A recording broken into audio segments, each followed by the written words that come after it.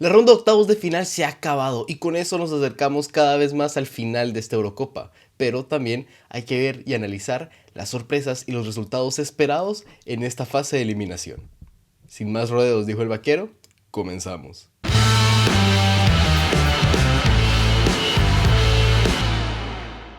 Sean bienvenidos una vez más al canal de Andrés García, aquí su servidor está encantadísimo de verlos. Se darán cuenta que hay una nueva cámara. Estoy probando un par de cosas nuevas, un par de cosas técnicas. Díganme si les gusta, si se ve mejor, si se ve muy feo el cuarto de atrás. Díganme lo que sea, me serviría muchísimo saber si queda mejor esta cámara o la de la webcam. Ustedes me dirán con cuál se sienten más cómodos, pero ese no es el tema de hoy. Hoy vamos a hablar sobre esos partidos que tanto nos gustaron y que tanto nos entusiasmaron de la primera ronda de eliminación de la Eurocopa. Y hay que hablar primero de... se me olvidó decirles. Suscríbanse, comenten, denle a like. No se olviden que aquí estamos cubriendo la Euro lo más posible. La Copa América se nos complica un poco porque estamos en Europa y es un poquito complicado de verla, sobre todo en las madrugadas. Pero eso no quite que puedan suscribirse, darle a like. Y sin nada más que añadir, comenzamos con el primer partido de esta ronda, con el Suiza contra Italia. Un partido que si hay una forma de poderlo calificar es de dominio completo por parte de Suiza. Murat Yakin es un entrenadorazo.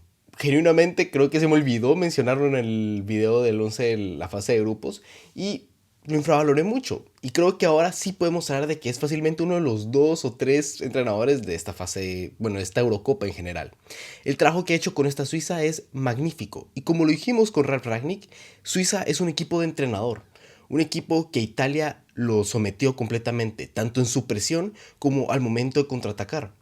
Con esos falsos carrileros, sobre todo a Aebischer desde el carril izquierdo, que se centralizaba la posición como lo habíamos hablado en el primer partido ante Hungría, y un Ricardo Rodríguez que, a pesar de ser tercer central, sube, apoya a Vargas por la banda izquierda. Xhaka se mete como un tercer central para dimensionar el juego, para dirigirlo. Y me parece un partidazo generalmente de Suiza. Y de parte de Italia me parece muy decepcionante este rendimiento. Se esperaba un nivel competitivo de Italia diferente. Se vio contra Croacia que fue un equipo por lo menos sólido en defensa. Hoy no estuvo Calafiori por sanción. Estuvo Mancini que lo hizo horrible. Y generalmente si alguien se salva de esta Eurocopa en general de Italia es Donnarumma, que fue el único que pudo sostener este resultado en algún momento dado. Y destacar ciertos nombres propios de Suiza y primero quiero destacar en Bolo, que a pesar de que en los ratings no sale muy bien parado, a mí es un delantero que me está gustando muchísimo su Eurocopa, sobre todo peleando y fijando centrales, así mismo como estirando el campo y dándole mucha amplitud y sobre todo presionando muy bien a los centrales rivales. Otro jugador que me está encantando su Eurocopa son tanto Remo Freuler como Ndoye. Los dos jugadores del Boloña están haciendo una gran Eurocopa. Freuler registrando cifras y siendo importante inclusive anotando un gol, y Ndoye sobre todo en la presión y siendo ese falso carrilero que en ataque se vuelve un extremo. Y me parece que son piezas claves para este gran funcionamiento de Suiza. Pero hay que hablar del segundo partido de este día. Y ese fue el Dinamarca contra Alemania. Una Alemania que jugó un partidazo. Bueno, un buen partido. Empezó muy fuerte, sobre todo dominando los tiros de esquina, ámbito en el cual no habíamos visto una Alemania tan dominante, con un gol de Nico Schlotterbeck que termina siendo anulado por una falta de Joshua Kimmich. Y a pesar de que Dinamarca se replegó en su campo, puso un bloque bajo, no defendía bien, sin importar la superioridad numérica. El partido se para por una situación climática con una tormenta eléctrica y esto beneficia a Dinamarca porque se ralentiza el partido. Vimos una Alemania que le costó mucho encontrar luego en la pausa el gol y no es hasta un penal, un poco, bueno, es penal, pero hay gente que se quejó de él, tanto del gol que se anula a Joachim Andersen. Y ahí es donde se desbloquea el partido para Alemania. Una Dinamarca que se va mucho más adelante con un gran partido de Eriksen, un partido no tan bueno de Rasmus Højlund, que hizo una Eurocopa muy decepcionante.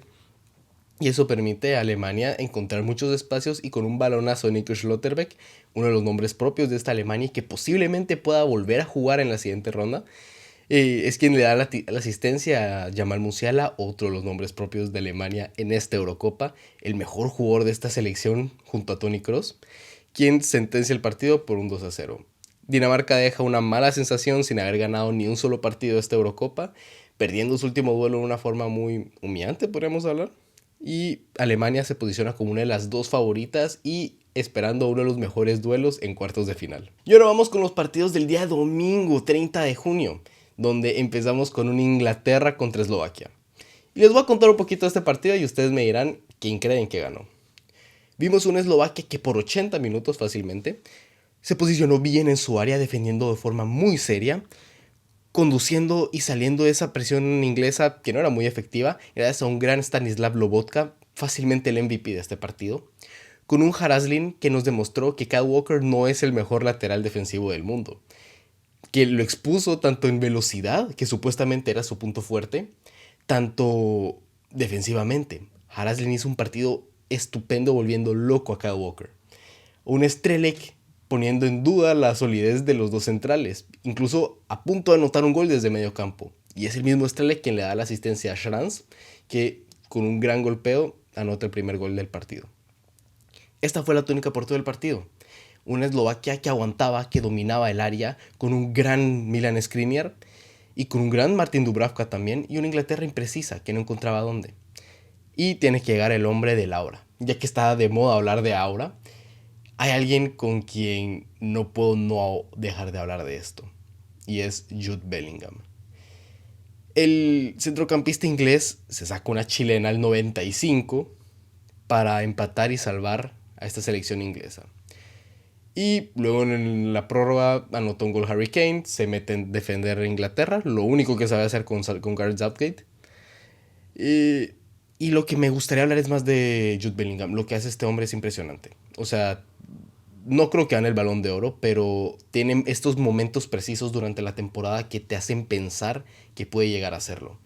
Es un jugador impresionante, dominante, que es que tiene eso, es que no hay otra palabra que aura con Jude Bellingham. Y luego de hablar de la gran Eslovaquia, que bueno, si quedará en nuestros corazones, hay que hablar del siguiente duelo del domingo, y ese fue el España contra Georgia. Ya hablábamos en la previa que era el partido más desigual de esta fase de octavos de final. Y al inicio no lo pareció, ya que Georgia se adelanta con un autogol de Robin Lenormand tras una gran contra de Georgia. Empezaba por Chakvetadze, conducida por Kvaratskhelia. Creo que aprovecharon muy bien esa ocasión y ese era el juego que tenía que hacer Georgia. El problema era que también lo tenían que aguantar. Y a pesar de que Mamardashvili tuvo un gran día, no pudo parar todo. Georgia aguantó bien el bloque bajo, sobre todo la primera mitad del primer tiempo. Y luego España se supo calmar. Entraron muy agitados, muy enérgicos al partido, intentando sentenciar el partido en el primer tiempo, cosa que no les salió y tuvieron que calmarse, tuvieron que respirar, pensar, sobre todo Nico Williams, quien termina siendo el hombre clave de este día.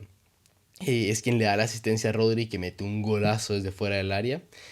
Y ya después en el segundo tiempo, un gran centro de Lamine Yamal, luego un tiro libre, el mismo Lamine Yamal que falla, es quien le da la asistencia a Fabián Ruiz y anotó un gol, muy buen gol de cabeza. Y esto desbloquea el partido completamente para España. Encuentran esos espacios donde Nico Williams se vuelve letal, donde Dani Olmo termina sentenciando el partido y donde vemos a una España que posiblemente fue la única favorita que convenció tanto a nivel de juego y a nivel de resultado. La única que goleó fuera de otra selección que admiraremos. Y cosas a añadir de este partido, me gustó mucho la entrada de Dani Olmo, no me sorprendería que fuera titular ante Alemania. Y posteriormente me sorprendió el cambio tan pronto de Grimaldo por Cucurella. Esto sobre todo beneficiaba a Nico Williams, ya que él podía centralizarse un poco más, acercarse más al pico del área y que fuera Grimaldo quien diera la profundidad por banda. A ver si se utiliza este tipo de recursos contra Alemania, que es un equipo que no lo han expuesto realmente a situaciones de 2 contra 1 en las bandas, sobre todo con laterales que defensivamente pueden llegar a causar ciertas dudas. Y ese duelo será el mejor de esta fase de cuartos de final. Pero hablando de favoritas, hay que hablar de posiblemente la gran favorita de esta Eurocopa. Y hay que hablar del partido entre Francia y Bélgica. El que parecía el duelo tal vez más igualado o con más reflectores por el cartel que nos iba a presentar. Terminó siendo un partido un poco aburrido, un poco seco, pero que nos deja mucho tácticamente. Didier Deschamps sale con un 4-4-2. Se hablaba de que iba a ser un rombo, termina siendo un 4-4-2 con Griezmann anclado a la banda derecha, un Adrien Rabiot dando apoyos tanto defensivos como ofensivos en banda izquierda. y un Aurélien Tchouaméni que hizo un partido magnífico, me recordó mucho a los partidos de Toni Kroos, poniéndose como un tercer central, cruzando balones de un campo al otro. Fue un partido donde Toni Kroos, ya hasta me confundo con el mismo Toni Kroos del gran partido que hizo Tchouaméni, donde Aurélien hace un partidazo, sobre todo a nivel con balón realmente y desde su sector. También un gran partido de Saliba y de Upamecano, quienes secaron completamente la doble punta de Openda y de Lukaku. Que mencionando esto, Bélgica sale con Kevin De Bruyne desde la base del centro del campo, acompañando a Nana. Entiendo yo que para impulsar más las contras, plantear ese tipo de partidos que plantearon, por ejemplo, en 2018 contra Brasil, un equipo mucho más contragolpeador, que buscara esos espacios que podría generar el rival cuando lo sometían a ellos, cosa que encontraron en algunos momentos, pero entre la indecisión de Doku, un gran fallo de Carrasco, Lukaku que nunca terminó de dominar a los centrales, Openda que no estuvo, terminó siendo una Bélgica que no compitió bien realmente. Y es gracias a un autogol, un poco infortunio de la defensa belga, que terminan perdiendo esta eliminatoria. No creo que hubieran hecho méritos para siquiera pasar. Cohen Casters es el único que se salva de esta selección belga en esta eliminatoria y posiblemente esta Eurocopa junto a Kevin De Bruyne. Y de Francia creo que es un equipo muy competitivo que tal vez a la gente no le gusta cómo juegue porque esperan un juego guardiolista, un juego de muchos goles, de mucha electricidad, pero Francia no es eso realmente. Francia busca ser un conjunto competitivo que va a ganar y va a ganar como sea. Como lo decía Chouameni, lo importante es ganar, no las formas. Y pasamos al partido de quien será su rival en cuartos de final. Y ese es el caso de Portugal contra Eslovenia. Quiero pedirles genuinamente un minuto de silencio por la gran Eslovenia y por su eliminación. Estoy muy triste, genuinamente soñaba con que pudieran eliminar al Portugal de Cristiano Ronaldo, nada personal contra el bicho, pero igualmente es un gran partido de Eslovenia, sobre todo defensivamente. Podemos hablar del penal que falla Cristiano Ronaldo, que realmente si uno es aficionado al fútbol sienta mal verlo así, más que nada porque nos damos cuenta de lo importante que significa la selección para él. Pero hay que verlo también de otra perspectiva. Un gran partido de Jan Oblak, que las veces que fue exigido paró. Un gran partido de la defensa eslovena, sobre todo de Jaka Villol, que no me voy a olvidar nunca de ese hombre. El mejor central de esta Eurocopa, junto a Pepe posiblemente. Y posteriormente vemos una Portugal que se salva en los últimos minutos con un atajadón de Diogo Costa con el pie, al estilo Dibu Martínez en la final del Mundial. Y luego un partido que sentencian en penales, Diogo Costa creciéndose y parando 3 penales, el primer barquero que para esta cantidad en la historia de la Eurocopa. Y hablando un poco más del juego, Portugal deja muchas dudas. Pone a Nuno Méndez de central, a pesar de tener a Paliña, desaprovechan mucho la calidad. Leao no existe genuinamente, no me he enterado de que Leao juega esta Eurocopa. Cristiano Ronaldo, por más de que sea Cristiano Ronaldo, no está jugando bien. El bicho ni de espaldas, ni presionando. Portugal no lo está optimizando bien. Y Roberto Martínez me está decepcionando mucho esta Eurocopa porque tienen uno de los planteles más talentosos y están siendo de cierta forma conservadores. Si el partido no les permite espacios, Portugal no brilla. Por no decir que no brilla, no hace nada. Genuinamente tienen la bola por tener la bola. Y ahora les tocará medirse ante una Francia que es uno de los animales competitivos de esta Eurocopa y a ver si podrán repetir la gesta de 2016 y eliminarlos contra todo pronóstico. Y contra todo pronóstico, o al menos el mío, Países Bajos elimina a Rumanía. Obviamente era lo normal. Yo pensaba que Países Bajos iba a ser una Países Bajos, que iban a choquear, que iban a fallar en el momento en el que más esperaba uno de ellos. Y no, terminan haciendo un gran partido. Quitando los primeros 20 minutos donde Rumanía ejerce una gran presión donde Países Bajos, donde uno podía creer que era el contexto ideal, anotar primero, encerrarse atrás, con un Dragusin dominando el área. No pasa. Fallan, no consiguen anotarle a Verbruggen y esto permite a Países Bajos crecerse, con una gran pareja en el medio del campo, tanto con Reinders como con Schouten, que creo que ya encontró ese doble pivote que tanto quería Ronald Koeman, con dos jugadores fantásticos, tanto Schouten como Reinders. Me encantaron sus partidos. Schouten va a ser el apartado defensivo, recuperando, dominando, controlando, temporizando, y Reinders siendo un poco ese acelerador, un poco lo que era Frenkie de Jong, un jugador que con sus conducciones rompiera líneas, que fuera un jugador que basculara desde la defensa hasta el ataque, un jugador fantástico el del AC Milan. Un gran partido de Xavi Simons, pero si hay que hablar de grandes partidos, hay que hablar de Cody Gakpo. Si alguien no ha visto un minuto de Cody Gakpo esta temporada, y de Don Yelmalin, que también anotó un doblete, pensará que es un jugadorazo. No se dejen engañar, es un poco el Patrick Schick de la última Eurocopa. Cody Gakpo viene a hacer una temporada más cerca de lo malo que de lo bueno en el Liverpool. Eso no quita que es un gran jugador y ojalá pueda encontrar ese contexto con Arne Slot en el Liverpool, un técnico neerlandés. Ojalá lo pueda potenciar para ver este gran jugador que tanto se esperaba y que tanto prometía en el PSV Eindhoven. Y es este mismo que con sus duelos, con sus regates, con su efectividad a puerta, puede sacarte remates al primer palo, al segundo palo. Es un jugador magnífico cuando se pone la orange. Y por parte de Rumanía, un muy mal partido rumano. Nita falla en el primer gol. Generalmente, si hay que alguien que destacar es a Dragusin, que durante todo el partido intentó dominar el área, se termina equivocando en el segundo gol, que ya los terminan de sepultar. Y para Países Bajos les queda un gran contexto porque se enfrentan a la selección que veremos luego y fácilmente y un cuadro que se pueda acoplar un poco a lo que Holanda puede presentar. Y no me sorprendería ver a Países Bajos en un eventual final. Pero hay que hablar ahora de la rival de Países Bajos. Y esa es Turquía, luego de ganarle 2-1 a Austria.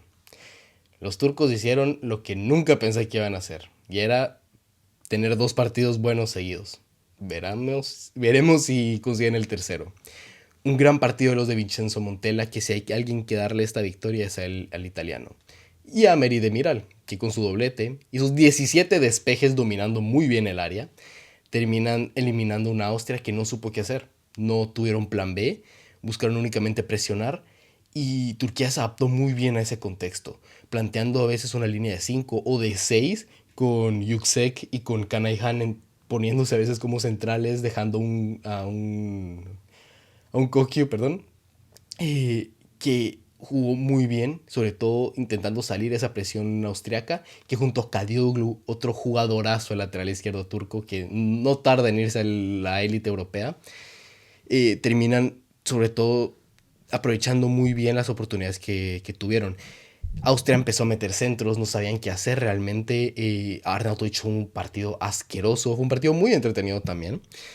Y gracias a también un tridente de ataque que me gustó mucho. Yildiz no tanto hoy, pero Arda Güler y Yilmaz hicieron un partidazo, intercambiando posiciones, Arda Güler como un falso 9, bajando a recibir y teniendo mucho campo por delante. Sabemos que Arda Güler es un niño tocado por la magia. Y luego Yilmaz, que es un delantero muy móvil y se acopló muy bien a este contexto. Mal partido de la defensa austriaca. Si alguien quiere destacar de este conjunto, puede ser Seiwald en el centro del campo y poco más. Savitzer decepcionó muchísimo este partido, se cambió el pelo para nada. Arnautovic ya lo mencionamos, que fue un partido muy malo. Baumgartner es para. Yo soy Baumgartner y no regreso a Austria después de las que falló. Sobre todo esa última que ataja a Gunok, que personalmente es la mejor parada que he visto en mi vida, en vivo. No recuerdo una parada tan significativa, tan buena, tan perfecta en haber visto en vivo. Me parece la mejor parada. Y esto solo nos deja con una Turquía que ha sorprendido, con una Austria que me decepciona, sobre todo porque la tenía como una de las grandes candidatas, sobre todo este lado del cuadro, después de lo visto en la fase de grupos. Pero eso no quita que Austria creo que sea con un buen sabor de boca esta Eurocopa. Tal vez sean eliminadas de una mala forma, pero terminan arriba de Francia y de Países Bajos en su grupo, y eso puede dejar un buen precedente para el futuro del fútbol austriaco. Y eso sería todo por el día de hoy. Díganme qué les pareció el video, si les gustó esta cámara, si se escucha bien, si les pareció mi análisis, si tienen alguna pregunta, alguna duda, algún comentario, déjenme lo que sea, todo es bienvenido con tal de que podamos discutir. No se olviden de suscribirse, de darle a like, y por mi parte, yo me despido. Chao.